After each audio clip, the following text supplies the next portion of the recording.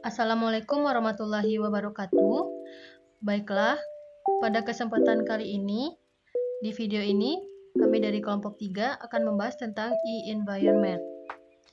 Sebelum itu, izinkan kami untuk mengenalkan beberapa anggota kelompok kami, yaitu Pertama, saya sendiri, Salsabila Primawahyuni. Selanjutnya, Nurul Fitriani. Lalu ada Zalfa Salsabila.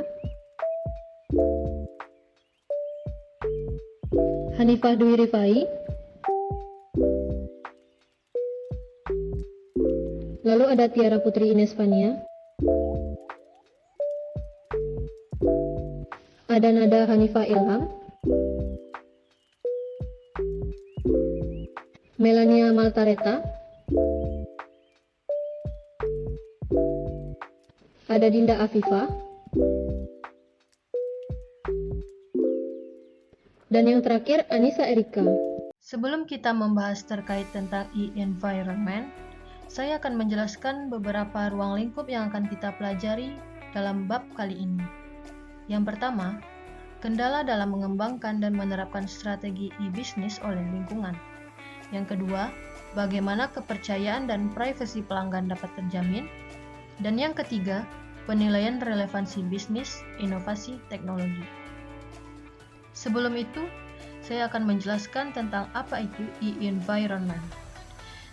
Kita pisahkan dulu antara E dan e-environment. Environment sendiri adalah lingkungan hidup, lingkungan keluarga, lingkungan masyarakat, dan lain-lain. Sedangkan e-environment adalah faktor lingkungan online dari situs web. Keuntungan dari e-environment ialah dapat memperluas cakupan informasi ke seluruh dunia dan mempromosikan kekayaan alam yang dimiliki oleh setiap negara. Sedangkan kekurangan dari e-environment adalah kurangnya adanya sosialisasi tentang e-environment itu sendiri. Sosialisasi itu merupakan hal yang sangat penting dalam visi misi dari dibuatnya e-environment, sehingga nantinya apa yang diinginkan dapat tersampaikan dengan baik. Peran pemerintah juga sangat penting di dalam e-environment sendiri. E-environment dibentuk atas hasil interaksi antara perkembangan dan implementasi teknologi elektronik dan perdagangan elektronik. Baik, topik yang pertama yang akan dibahas yaitu mengenai makro e-environment, di mana pada topik ini menyajikan pasar utama atau faktor lingkungan makro dan faktor lingkungan mikro yang secara langsung mempengaruhi organisasi. Pada topik makro e-environment juga memperkenalkan pentingnya memantau perubahan di pasar online atau lingkungan mikro dan bagaimana pengaruhnya terhadap organisasi. Pada topik makro environment, berkonsentrasi pada peran kekuatan makro lingkungan menggunakan kerangka kerja SLAP yang banyak digunakan, yang mana berguna untuk menekankan pentingnya hukum dalam mempengaruhi praktik pemasaran internet. Berikut beberapa faktor SLAP yang akan dijabarkan. Berikut jabaran dari faktor-faktor SLAP. Yang pertama ada faktor sosial. Faktor ini termasuk pengaruh persepsi konsumen dalam menentukan penggunaan internet untuk aktivitas yang berbeda. Selanjutnya yaitu faktor hukum. Faktor ini menentukan metode di mana produk dapat dipromosikan dan dijual secara online. Pemerintah atas nama masyarakat berusaha melindungi hak privasi individu. Yang ketiga adanya faktor ekonomi. Faktor ini bervariasi dalam kinerja ekonomi di berbagai negara dan wilayah yang mempengaruhi pola pengeluaran dan perdagangan internasional. Yang keempat adanya faktor politik, yang mana pemerintah nasional dan organisasi transnasional memiliki peran penting dalam menentukan pengabdosian dan kontrol internet di masa mendatang, serta aturan yang mengaturnya. Dan yang terakhir adanya faktor teknologi, yang mana perubahan teknologi menawarkan peluang baru untuk cara produk dapat dipasarkan. Selanjutnya tentang indikasi tantangan penilaian faktor lingkungan makro. Faktor lingkungan makro berdampak pada pengambilan keputusan, strategi, dan pertumbuhan bisnis. Namun, pada saat yang sama, manajemen tidak dapat mengendalikan faktor-faktor ekonomi dan non-ekonomi ini. Untuk keberlanjutan jangka panjang, bisnis mencoba memprediksi faktor lingkungan makro. Berdasarkan analisis makro, bisnis mempersiapkan diri untuk menghadapi ancaman dan peluang di masa depan. Adapun beberapa indikasi tantangan penilaian faktor lingkungan makro diantaranya, yang pertama, gelombang perubahan. Gelombang perubahan berarti terdapat fluktuasi dalam karakteristik lingkungan yang bervariasi pada tingkat yang berbeda-beda dari waktu ke waktu. Yang kedua ada manajer. Manajer bertugas untuk menganalisis lingkungan. Analisis lingkungan dibutuhkan agar perusahaan mampu menentukan tindakan preventif dan antisipasi atas perubahan-perubahan yang terjadi, sehingga perusahaan dapat cepat beradaptasi terhadap perubahan-perubahan tersebut dan menjadi perusahaan yang mampu berjalan di tengah kondisi lingkungan yang sangat rumit. Yang ketiga ada perkenalan teknologi baru. Pengaruh lingkungan makro biasanya berada di luar kemampuan pengendalian organisasi, khususnya dalam perspektif pasar. Teknologi telah meningkatkan penyebaran informasi lebih yang pernah dibayangkan. Pembeli saat ini memiliki beragam informasi yang berbeda dari masa lalu. Ini disebabkan karena pengaruhnya terhadap pilihan pembeli. Intinya, pembeli saat ini memiliki pilihan yang beragam, berbeda dengan sebelum berkembangnya teknologi. Internet adalah pusat informasi dunia yang dapat menguntungkan atau merugikan suatu organisasi. Memanfaatkan informasi dapat membangun perusahaan kecil tampak lebih besar. Yang keempat, perubahan pemerintahan dan hukum. Lingkungan pemerintahan hukum merupakan kombinasi dari banyak faktor seperti partai politik yang berkuasa saat ini, tingkat politisasi perdagangan dan industri, efisiensi pemerintahan saat ini, kebijakan pemerintah, kerangka hukum saat ini, sikap masyarakat terhadap ekonomi, dan lain-lain. Semua faktor ini akan membentuk lingkungan politik hukum di mana perusahaan harus beroperasi dan bersaing. Terakhir adalah trik bagi manajer. Ada 4 bagian trik bagi manajer diantaranya: 1. Mengidentifikasi dan memilah faktor-faktor kunci yang paling tidak pasti dan paling signifikan mempengaruhi perusahaan. Yang kedua, menentukan tren di masa depan untuk masing-masing faktor, apakah bergerak ke arah yang menguntungkan atau tidak. Yang ketiga, mengklasifikasikan masing-masing faktor sebagai peluang atau ancaman. Yang keempat, mengevaluasi seberapa signifikan peluang atau ancaman mempengaruhi kinerja perusahaan dan seberapa besar peluang yang terjadi. Kepercayaan pada sumber informasi yang berbeda. Yang pertama, peran media sosial pada penjualan. Sosial media memiliki peran penting dalam strategi digital marketing karena dapat meningkatkan brand awareness. Sosial media memegang arti yang sangat penting dan sudah menjadi bagian dari gaya hidup sebagian besar masyarakat di seluruh dunia, karena kenyataannya masyarakat dunia sudah bisa menggunakan sosial media yang jumlahnya semakin terus bertambah, seperti Facebook, Twitter, LinkedIn, Pinterest, dan Instagram telah mengubah cara pandang masyarakat dalam berkomunikasi dan berinteraksi di dalam kehidupan sehari-hari. Untuk itu, beberapa manfaat media sosial dalam digital marketing yaitu: yang pertama, media sosial dapat menghubungkan produsen dan konsumen dalam internet. Yang kedua, media sosial dapat dimanfaatkan untuk digital marketing, dapat menghasilkan penjualan yang tinggi. Yang ketiga, pemasaran melalui media sosial dapat menghemat pengeluaran. Yang keempat, media sosial dapat mengaktifkan layanan pelangganan real time. Yang kelima, penggunaan media akan sangat memudahkan produsen dengan konsumen yang menggunakan mobile. Yang keenam, membantu pendapatan yang tinggi. Yang ketujuh, pemasaran menggunakan media sosial dapat mempersiapkan produsen untuk era Internet of Things. Peran media sosial pada penjualan. Peran media sosial dalam mempengaruhi penjualan ditonjolkan oleh penelitian dari IEA tahun 2008 dengan menilai sumber-sumber utama untuk penelitian. yang menunjukkan tingkat kepercayaan konsumen Eropa untuk berbagai sumber informasi daring dan luring. Contohnya, mesin pencari dengan tingkat 76%, rekomendasi pribadi 72%, situs web perbandingan harga 61%, situs web merek terkenal 59%, koran atau majalah 58%, ulasan situs web pelanggan 58%, ulasan situs web ahli 57%, situs web pengecer 56%, penjualan di toko-toko 50%, dan konten yang disediakan oleh ISP 38%.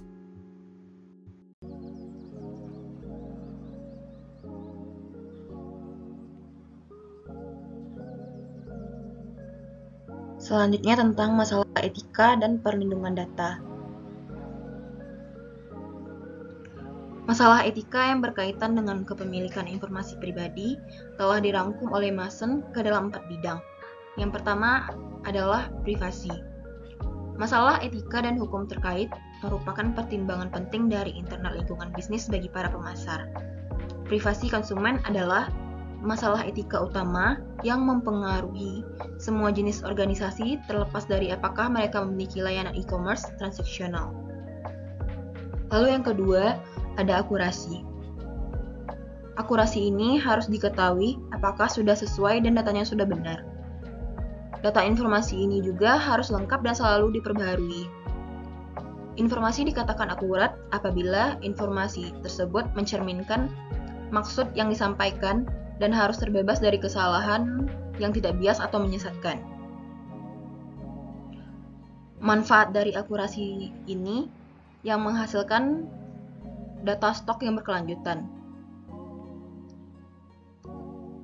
Lalu selanjutnya ada properti. Untuk properti pada e-environment ialah seperti siapa yang memilikinya dan bagaimana kepemilikan dapat dialihkan. Lalu yang keempat, ada aksesibilitas. Pada e-environment ini merujuk pada suatu izin yang diperbolehkan untuk mengakses data dari informasi dengan kondisi aman dan terverifikasi. Selanjutnya ada etika menurut Fletcher. Yang pertama adalah transparansi. Transparansi pada e-environment ini diterapkan kepada seseorang yang mengakses data informasi secara terbuka dan terang-terangan. Transparansi juga merupakan keterbukaan dalam melaksanakan suatu proses kegiatan dalam mengakses data informasi. Cara untuk mengumpulkan data informasi ini dilakukan dengan melibatkan bagaimana proses mencari dan mendapatkan suatu data. Untuk kegunaan data tersebut juga dilihat dari keakuratan serta proses yang terbuka. Lalu yang kedua ada keamanan. Keamanan pada etika e-environment merujuk pada cara melindungi data informasi tersebut setelah data informasinya dikumpulkan oleh suatu perusahaan. Lalu yang ketiga ada kewajiban. Kewajiban pada etika e-environment merujuk pada suatu yang bertanggung jawab jika suatu data informasi disalahgunakan. Yang bertanggung jawab adalah seseorang yang diberi amanat atau arahan untuk menjaga data dan informasi agar tetap aman. Baik, selanjutnya prinsip perlindungan data. Yang pertama, diproses secara adil dan sah. Nah, maksud dari diproses secara adil dan sah ini yaitu memprosesnya hanya jika kondisi tertentunya terpenuhi dan memastikan bahwa data tersebut diproses sesuai dengan peraturan yang tertentu. Lalu yang kedua, diproses sesuai hak dan aman. Nah, maksudnya di sini yaitu data harus diperoleh hanya untuk satu atau lebih tujuan yang ditentukan dengan sah dan tidak boleh diproses lebih lanjut dengan cara apapun. Yang ketiga, yaitu tidak disimpan lebih lama. Dalam environment, data pribadi yang diproses untuk tujuan apapun tidak boleh disimpan lebih lama dari yang diperlukan. Hal ini penting untuk memastikan bahwa data pribadi tidak disalahgunakan atau digunakan untuk tujuan yang tidak sah. Yang keempat, yaitu memadai, relevan, dan akurat. Nah, maksud dari memadai di sini yaitu data dan informasinya dianggap memadai jika mereka cukup lengkap dan mencakup semua aspek yang diperlukan untuk tujuan tertentu. Lalu maksud dari relevan, yaitu data pribadi harus direlevan dengan tujuan pemrosesan yang sebenarnya dan tidak boleh dikumpulkan atau diproses secara berlebihan. Nah, dan maksud dari akurat tersebut yaitu data dan informasi dianggap akurat jika mereka benar, terpercaya, dan bebas dari kesalahan atau distorsi. Lalu yang terakhir, tidak dipindahkan ke negara-negara yang tidak memadai perlindungannya. Nah, dalam environment, penting untuk tidak memindahkan data pribadi ke negara-negara yang tidak memadai perlindungannya. Hal ini berkaitan dengan prinsip perlindungan data pribadi yang melibatkan aspek keamanan dan privasi. Nah, pada gambar di slide tersebut, menunjukkan detail yang dikumpulkan oleh widget yang diinstal pada devcafe.com. Selain platform yang digunakan, istilah pencarian yang direferensikan Google juga ditampilkan. Banyak pengguna internet tidak menyadari bahwa kunjungan mereka dilacak di sebagian besar situs web. Namun, yang perlu kita lihat adalah bahwa seseorang tidak dapat diidentifikasi kecuali mereka setuju untuk memberikan informasi tersebut melalui formulir web dan informasi profil. Kemudian dikumpulkan, yaitu situasi di mana seseorang berlangganan buletin elektronik atau membeli produk secara online. Topik yang keempat mengenai masalah dalam aliran informasi perlindungan data. Dalam proses aliran data, akan ada kemungkinan beberapa masalah yang muncul. Sebelum itu, saya akan menjelaskan melalui gambar berikut ini. Pada gambar ini terdapat data controller, yaitu individu dalam organisasi yang bertanggung jawab atas data pribadi. Contohnya pada sebuah perusahaan di mana akan memiliki pihak ICT yang akan bertanggung jawab atas data pribadi karyawannya. Selanjutnya yaitu subjek data, yaitu prospek atau pelanggan. Contohnya pada sebuah perusahaan ini adalah karyawannya, di mana subjek data harus memiliki pemikiran yaitu tujuan, kemungkinan konsekuensi, penggunaan di masa depan dari data yang ia berikan. Nah, seorang subjek data juga harus memiliki langkah dalam memberikan data. Yang pertama, dapatkan data pribadi. Yang kedua, simpan data pribadi. Yang ketiga, sebarkan dan gunakan data pribadi. Dan yang keempat, memodifikasi atau menghapus data tersebut. Merujuk pada gambar sebelumnya, terdapat beberapa masalah yang harus dipertimbangkan ketika subjek data diberitahu tentang bagaimana data akan digunakan. Nah, yang pertama yaitu apakah komunikasi di masa depan akan dikirim ke individu. Nah, di sini perlu persetujuan eksplisit untuk hal ini di saluran daring yang diklarifikasi oleh Undang-Undang Privasi dan Komunikasi Elektronik. Dan apakah data akan diserahkan kepada pihak ketiga. Hal ini juga sama memerlukan persetujuan eksplisit lagi. Yang terakhir yaitu berapa lama data akan disimpan. Topik selanjutnya adalah lokalisasi. Lokalisasi adalah proses mengadaptasi produk untuk wilayah dan bahasa tertentu. Yang paling umum adalah terjemahan bahasa. Dalam konteksnya, lokalisasi biasanya berlaku untuk perangkat lunak dan situs web. Lokalisasi perangkat lunak melibatkan menerjemahkan semua elemen antar pengguna ke dalam bahasa tertentu. Menurut Singh dan Pereira tahun 2005, memberikan kerangka evaluasi untuk tingkat lokalisasi. Yang pertama, situs web standar atau tidak dilokalkan, yaitu satu situs melayani semua segmen pelanggan dalam domestik dan internasional. Yang kedua, ada situs web semi-lokal, yaitu satu situs melayani semua pelanggan, namun ada informasi kontak tentang anak perusahaan asing yang tersedia untuk pelanggan internasional. Banyak situs yang termasuk dalam kategori ini. Yang ketiga, situs web yang dilokalkan, yaitu situs web khusus negara dengan terjemahan bahasa untuk pelanggan internasional jika relevan. Contohnya ada 3M, telah mengadaptasi situs web di banyak negara ke versi bahasa lokal yang awalnya berfokus pada situs web utama saja. Yang keempat, ada situs web yang sangat terlokalisasi, yaitu situs web khusus negara dengan terjemahan bahasa. Mereka juga menyertakan upaya pelokalan lain dalam hal waktu, tanggal, kode pos, format mata uang, dan lain-lain. Yang kelima, ada situs web yang sesuai dengan budaya, yaitu situs web yang mencerminkan perendaman lengkap dalam budaya segmen pelanggan dan sasaran. Dengan demikian, menargetkan negara tertentu dapat berarti menyediakan beberapa situs web untuk negara tersebut tergantung pada budaya dominan yang ada.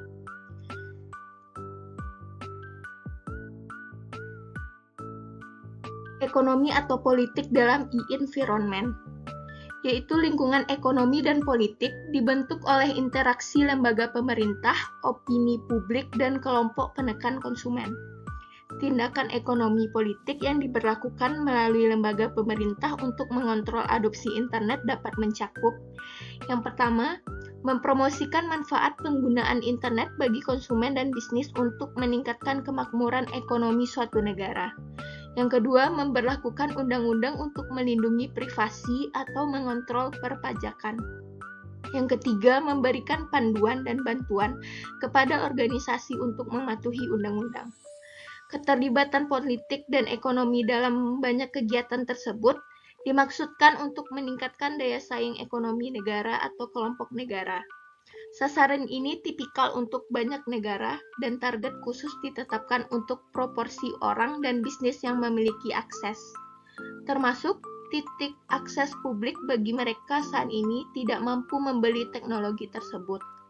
Manajer yang mengetahui inisiatif ini dapat memanfaatkan sumber pendanaan untuk pengembangan atau pelatihan gratis untuk mendukung inisiatif online mereka.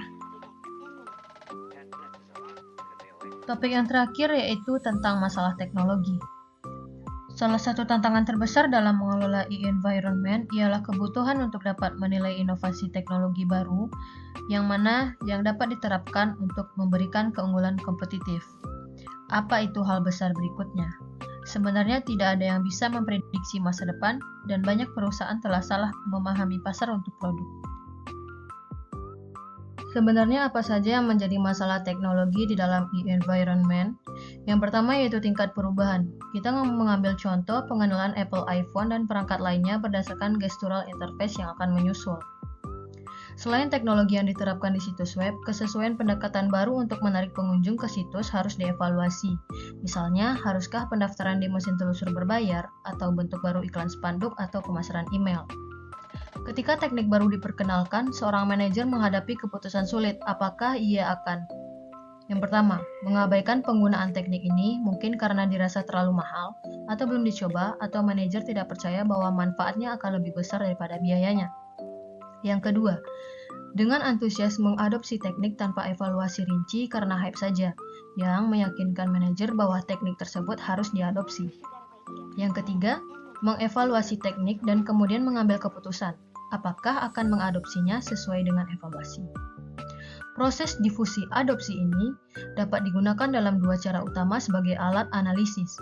Yang pertama, dapat digunakan untuk memahami tahap yang telah dicapai pelanggan dalam mengadopsi teknologi atau produk apapun. Misalnya, internet sekarang menjadi alat yang mapan dan di banyak negara maju memasuki fase adopsi mayoritas akhir, yang menunjukkan bahwa penting untuk menggunakan media ini untuk tujuan pemasaran. Kedua, manajer dapat melihat penerapan teknik baru oleh bisnis lain dari perspektif organisasi. Misalnya, supermarket online dapat melihat berapa banyak e-tailer lain yang telah mengadopsi personalisasi untuk mengevaluasi apakah perlu mengadopsi teknik tersebut.